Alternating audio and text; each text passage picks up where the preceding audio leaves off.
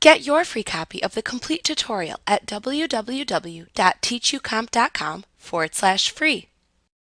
You can create a custom brush preset to save the brush settings you frequently use as a preset that you can select from the brush preset picker to quickly apply your saved brush settings. To create a custom brush preset, select the brush tool from the toolbox and, if necessary, the tool options bar. Next, select a brush tip to use from the Brush Preset Picker pop-up menu within the Tool Options bar.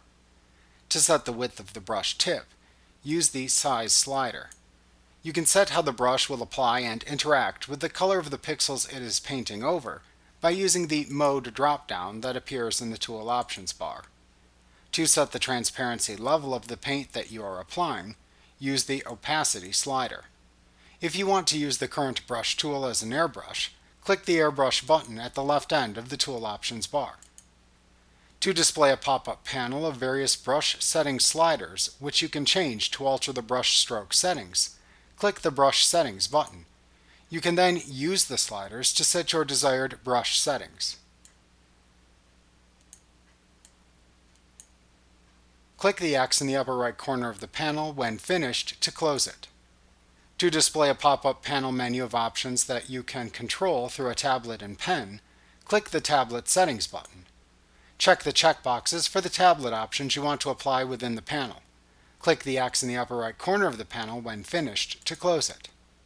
After making the settings you want to save, click the Brush Preset Picker pop-up menu, and then click the Brush Options button in the upper right corner of the pop-up menu to display a drop-down menu of choices. Then click the Save Brush command in the drop-down menu to open the Brush Name dialog box. Enter a name for your new brush into the Name text box within the dialog box. Finally, click the OK button to save the current tool settings as a new preset brush tool.